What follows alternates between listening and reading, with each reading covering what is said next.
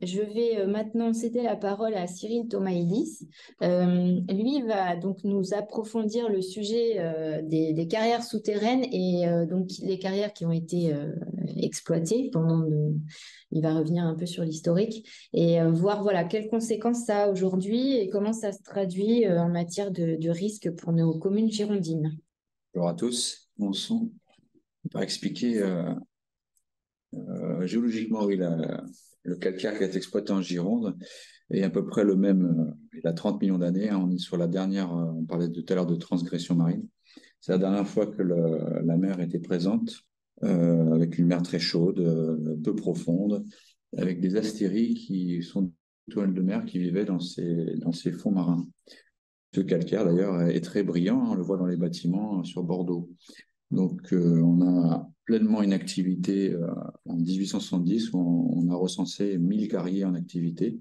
L'inventaire, au tout début de la création de notre service, comptait à peu près 300 carrières et à l'heure actuelle, nous en sommes à 1400 au niveau de l'inventaire, répartis sur 122 communes.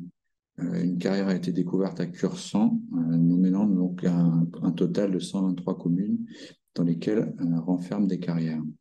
Alors, comment se sont creusées ces carrières? Donc, évidemment, c'est des cavités créées par l'homme, contrairement aux grottes et aux karstes dont ma prédécessrice a parlé tout à l'heure. Les exploitations donc, ont été menées par la main de l'homme. Rien n'a été exploité avec des machines en Gironde. Il faut savoir que tout a été sorti avec un piochon et de façon très schématique, avec des piliers qui sont laissés dans la masse à l'avancement de l'exploitation. Là, on le voit, on détourait des piliers, on sortait la roche et on laissait les piliers de masse soutenir le recouvrement qui peut faire par endroit 1 mètre jusqu'à 50 mètres de profondeur à peu près. Le gisement tel qu'il est présenté de ce calcaire oligocène, rupélien, donc 30 millions d'années, et ce calcaire sa puissance la plus forte, c'est-à-dire son épaisseur la plus forte, située à la Traîne. J'ai d'ailleurs regardé hier la coupe qui se situe sur le site de la région, à l'aérocampus. Il fait 50 mètres de puissance. Donc, par endroit, on peut avoir plusieurs étages de galerie. Donc là, sur mon schéma que je vous indique à gauche, il n'y a qu'un seul niveau de carrière. Mais on a un endroit qui se situe en Haute-Gironde, à Goriac notamment, où on a le record de France du nombre de niveaux de carrière. On en a 9. Une petite photo à droite pour vous montrer une carrière en Haute-Gironde dont les hauteurs sont les plus importantes. Le gabarit à l'origine devait être respecté de 2 mètres de haut. Donc là, pour vous donner une idée, on a 12 mètres sous plafond, donc une exagération dans l'exploitation. Et donc, du coup, on va en voir après qu'est-ce que ça conduit. Donc, des piliers qui sont très élancés, donc un aléa beaucoup plus fort que si les 2 mètres de haut d'exploitation avaient été respectés. Une coupe, une coupe d'un versant rocheux, comme on l'a parlé précédemment, là, dans les coteaux rive droite de la Garonne. On a un exemple ici où j'avais participé à l'élaboration du début d'un plan de prévention de risque à la Traîne. J'avais schématisé justement derrière des habitations une entrée en cavage d'une carrière qui a été exploitée sur une quarantaine d'hectares, avec donc cette puissance de calcaire qui fait l'ordre de, je le disais tout à l'heure, une cinquantaine de mètres de puissance, avec à la base des galeries la nappe phréatique, hein, qui est renfermée dans ce réservoir oligocène. Donc la nappe est sous le plancher des galeries. Ça se rencontre assez souvent dans les très très grandes carrières. Et puis par endroits, on a vu le phénomène là, précédemment de dissolution du calcaire avec des poches d'argile qui descendent jusque dans les galeries parfois et qui viennent débourrer aussi d'ailleurs dans les galeries. On a un sable et puis des alluvions en surface. Et dans les pentes et dans les falaises, parce que là, c'est pas très raide, mais on peut avoir des falaises comme à Langoiran qui font 15-20 mètres de haut, dans lesquelles on a des écailles rocheuses qui sont sujettes à glissement de terrain ou à chute de bloc, parce qu'on a une décompression, une falaise calcaire, elle ne peut pas tenir verticalement, c'est physique. Donc on a à la fois, alors c'est là où il y a les plus gros risques, hein. Souvent, c'est aux entrées des carrières, on a le phénomène d'écroulement des carrières parce que soumis aux intempéries et également au phénomène de cisaillement par décompression du massif. Dans les très grandes carrières, on peut avoir des puits qui arrivent en surface qui peuvent être ouverts ou bouchés par les anciens, soit à la fin de l'exploitation, soit par le riverain qui a construit sa maison pas très loin et qui ne voulait plus depuis, et soit cacher la carrière, soit, on va pas faire de polémique, mais un trou, ça gêne, donc soit on met des poubelles dedans, soit on va le fermer par des planches de bois ou des linteaux en pierre à l'époque, au 19e. Et puis on oublie la carrière. C'est ça qui est un peu dommageable, c'est que certaines carrières ont été oubliées de tous. La typologie des mouvements de terrain liés aux carrières. Donc, on a vu précédemment les différents types de mouvements de gravitaires, hein, glissement de terrain, chute de bloc, aléa retrait, gonflement des argiles. Donc, l'aléa effondrement ou affaissement de carrière, pour les plus petits phénomènes, euh, s'apparente à des fontis. On appelle aussi fontis karstiques dans des cavités naturelles, mais on appelle aussi le fontis quand ça se passe au droit de carrefour de galeries. C'est des épiphénomènes en fait qui se produisent par remontées successives des dalles qui constituent le recouvrement. Souvent, d'ailleurs, si vous voulez ouvrir une carrière à l'heure actuelle, vous creusez dans le calcaire et tout de suite le massif va se réorganiser dans ses contraintes. C'est-à-dire que la dalle calcaire la plus sommitale, immédiate par rapport à la galerie, va se décomprimer et des fissures vont apparaître. C'est inéluctable. Donc les premiers bancs sont souvent très fracturés parce que on a creusé et la nature a horreur du vide. Donc, on a une première dalle de calcaire, on appelle aussi banc immédiat ou toit ou clap de premier banc. Cette clap va chuter. Ce premier banc va tomber par terre et il va y avoir une répercussion jusqu'en surface. Alors, il pourrait avoir une répercussion jusqu'en surface, je dis bien pourrait, parce qu'il peut y avoir un autocomblement. Et j'aime bien prendre l'exemple de la boîte de sucre que vous achetez en magasin et qui est bien rangée.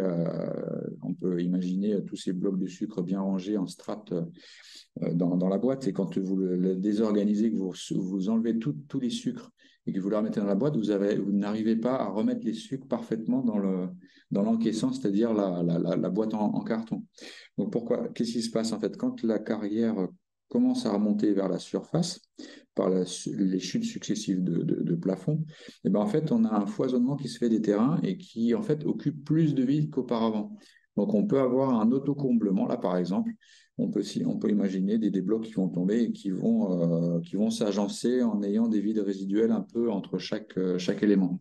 Donc on a des fontis qui, lorsqu'ils sont à des grandes profondeurs, ne vont pas remonter jusqu'en surface, et lorsqu'ils sont à faible profondeur, ont de fortes chances de remonter en surface et d'abîmer, quelle que soit l'infrastructure en haut.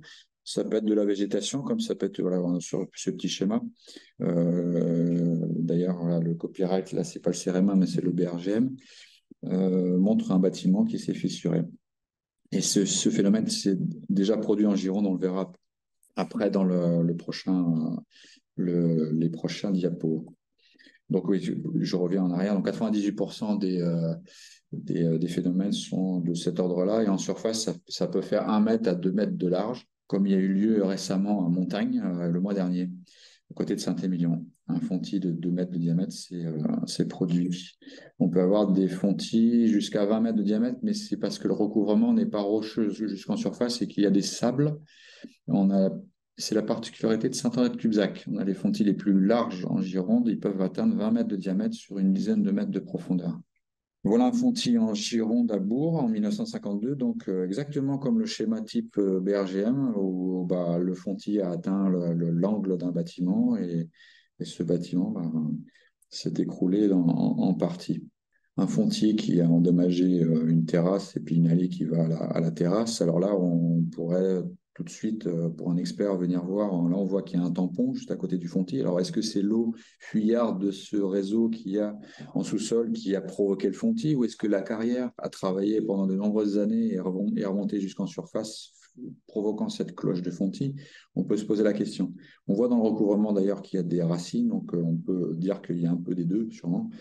Mais toujours est-il que ça s'est produit. Voilà ce que je vous disais tout à l'heure à Saint-André-de-Cubzac, donc en 2009, par rapport aux individus qui sont au-dessus, là. Donc, M. Fontenot, d'ailleurs, en 1989, a failli se faire ensevelir vivant le jour du bicentenaire de la Révolution, d'ailleurs. Il a failli se faire ensevelir vivant dans un fontis de ce diamètre-là, 20 mètres de diamètre sur 10 mètres de profond. Voilà, le fontis traditionnel, donc 2 mètres de diamètre, 6-7 mètres de profondeur à Saint-Laurent-d'Arc, juste à côté de la route départementale. 2004 à Montagne, dans les vignes des établissements Latéron. On a un fontis, voilà, dont je vous parlais tout à l'heure, à Montagne, très récent, donc de 2 mètres à peu près de diamètre, juste à côté de la voie rurale de Bertin. Donc un fontis. Alors ça, c'est particulier. Là, c'est directement lié au réchauffement climatique.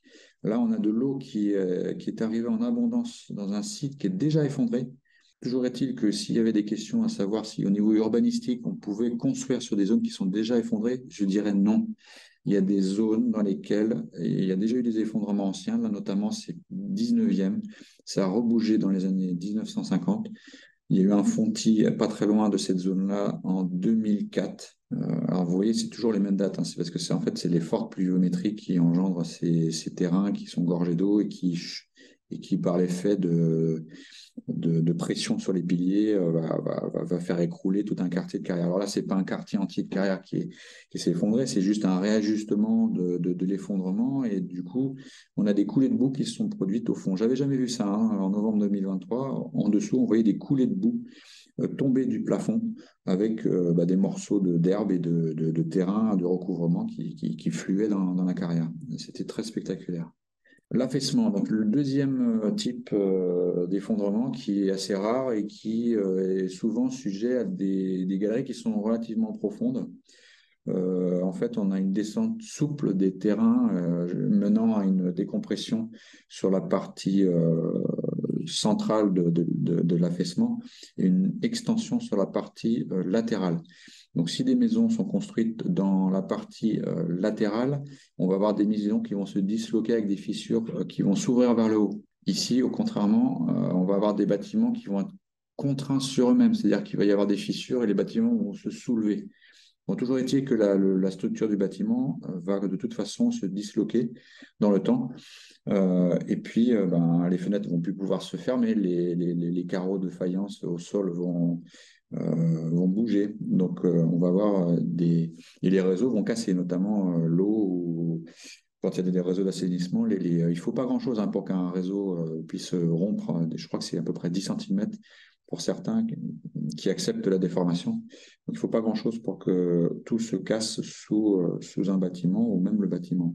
Voilà, une photo. Alors, ce qui est difficile en Gironde, c'est de prendre des affaissements dans les vignes parce qu'on n'a pas cette notion de flash dans la topographie. Ça peut faire 100 mètres de diamètre. Donc là, j'ai pris un exemple qui est probablement en Normandie, dans les Marnières, dans les départements qui sont pas dans notre région, mais on a la même chose quand même chez nous, sauf qu'on n'arrive pas à faire des photos parce qu'on n'a pas cet aspect on n'a pas les mêmes cultures, hein. On a des vignes chez nous en Gironde, on peut pas faire ce type de cliché. Mais ça existe en Gironde, notamment en Haute-Gironde. Alors, l'effondrement généralisé, donc toujours schéma BRGM, effondrement qui est, enfin, de type effondrement généralisé brutal, on peut l'appeler également. C'est très rare. Là, on a tout un quartier de carrière, en fait, qui descend d'un coup par effet de ruine des piliers instantanée. On a quelque chose qui peut travailler longtemps dans les piliers avec des chutes des quatre parements, mais quand il arrive que tout un quartier ne supporte plus le recouvrement, ça lâche d'un coup et on a un report quasiment de la totalité de la galerie vers la surface. Alors, le schéma est pas forcément très parlant parce que là, on a le report en totalité, même sur les bords. Souvent, c'est le report maximum, il est au centre. Et au bord, on va avoir la moitié à peu près si on estimons que la galerie fait 2 mètres de haut au fond, en surface, on va avoir quasiment 2 mètres de haut sur la partie centrale, mais sur les bords, on aura à peu près la moitié. On ne peut pas avoir, ce schéma est finalement assez faux. On ne peut pas avoir de report du vide intégralement sur la totalité de l'effondrement. Par contre, on peut avoir un talutage qui se fait après dans le temps. Ça peut durer 10 ans, ça peut durer 20 ans de cette partie qui s'est effondrée. Là, cette lèvre ne peut pas exister naturellement. Elle va s'éroder et va fluer vers le centre de la cuvette. Un exemple en photo, voilà, donc c'était des effondrements généralisés. Château La Magdeleine, Saint-Émilion de 97. Là, vous voyez un chemin et le monsieur qui était sur ses machines viticoles ou un tracteur, je crois, venait juste de passer avant que l'effondrement se produisent. Donc, est-ce qu'il a apporté un poids supplémentaire? J'y crois pas, parce que vu l'ampleur du phénomène, c'est que ça faisait longtemps que c'était voué à s'effondrer à cet endroit. Un autre exemple un peu plus récent, en 2011, où 4 bâtiments se sont fissurés et un en partie écroulé. On est le long de la route de Bergerac, la 936 quand même, qui n'est pas exploitée sous la route, mais qui est exploitée de part et d'autre dans les parties privées. Et très récemment, en 2020, on a eu un effondrement généralisé. Donc vous le voyez, hein, la profondeur ici fait 7 mètres. Les galeries en dessous font 9 mètres, donc on a quasiment la totalité de l'effondrement qui se produit au centre. Et au bord, donc on ne peut pas avoir 9 mètres, hein, on a un peu moins. Mais dans le temps, si ça se tasse, on va avoir aussi un effet de talutage et de réajustement des matériaux. Donc là, l'effondrement fait 50 mètres de diamètre et 7 mètres de flèche. À la flèche, c'est en fait la profondeur maximum au centre de la cuvette. Donc un très gros cratère qui a affecté un chemin, des réseaux. Alors je crois qu'il y avait de l'adduction en eau qui passait par là. Et on avait la chance d'avoir un plan complet de cette carrière qui avait été fait en 2004 et les bâtiments qui sont autour ne sont pas soumis à la carrière ni à la marge d'effondrement que peut engendrer le phénomène. Je vous expliquerai après pourquoi le phénomène peut aller au-delà de l'emprise des vides du dessous. Alors oui, ce petit schéma que je donne en- souvent en exemple au Master 2 de géologie géotechnique à l'université, c'est assez simple à comprendre. En fait, le massif rocheux, quand il est exploité, alors ça c'est une vue en plan et ça c'est une vue en coupe, on estime que si la carrière souterraine a été exploitée en sortant 75% de la masse rocheuse, donc les piliers sont en jaune ici, donc c'est les 25% restants. Si les carriers ont exploité plus de 75% de la masse et qu'on se situe à plus de 20 mètres de profondeur, ça ne tient pas. Je dis bien ça ne tient pas parce que quasiment toutes les carrières qui sont à 20 mètres de profondeur, on a des taux de défruitement. Donc le taux de défruitement, c'est ces 75% dont je vous parle. Souvent, on est de l'ordre de 80%, voire des fois 90%. Donc quand on est à plus de 20 mètres de profondeur, quand on fait les calculs, on s'aperçoit que ça ne peut pas tenir dans le temps. D'autant plus que ça, c'est un schéma qui est fait dans le meilleur des mondes avec un calcaire qui est homogène, qui n'a pas de karst, qui n'a pas de fissure, qui n'a pas de fracturation naturelle et autres. Donc là, en fait, la réalité, c'est ça, c'est qu'on a en surface, on n'est jamais plat, on a des effets de pente, on a une hauteur variable, la fissuration naturelle, et surtout, on n'a pas un calcaire homogène. Là, on pourrait très bien mettre des bancs différents avec des piliers qui ne sont pas effectivement toujours dans du calcaire très homogène. Donc ça, c'est un document de l'IGC Paris, donc l'inspection générale des carrières de Paris, que j'utilise assez fréquemment. Donc voilà, voici tous ces effondrements, donc ils sont souvent liés aux géométries, donc, que je viens de vous détailler, mais également sont aussi du fait que ce calcaire, il y a 30 millions d'années, n'a pas été recouvert, n'a pas été compacté comme le calcaire en Charente, qui est jurassique d'ailleurs, ou d'un autre calcaire qui peut y être lutétien en région parisienne. Il a été soumis par une contrainte, par des sédiments et la mer qui est venue les recouvrir. Ce calcaire, on appelle aussi calcarénite, donc c'est une accumulation de coquilles et de coquilles d'étoiles de mer et qui n'a pas donc de résistance importante. Donc on a une résistance qui est très faible, qui est de l'ordre de 15 bars à l'écrasement, c'est-à-dire que le calcaire se casse quand on admet une force de 15 bars. Donc c'est pas beaucoup. Euh, on a aussi les effondrements sont liés aussi du fait qu'il y ait plusieurs niveaux d'exploitation qui sont mal superposés parfois. On peut avoir donc des étages supérieurs qui appuient sur du vide en dessous. Et que les piliers ne sont pas tout à fait à la même verticale. C'est un peu embêtant. On a des surexploitations, comme on l'a vu sur la photo tout à l'heure, avec des hauteurs trop importantes. C'est-à-dire que les piliers sont trop élancés, font plus de 2 mètres de haut. On a des phénomènes d'écrasement des piliers plus facilement que si vous aviez des piliers qui font 2 mètres de haut.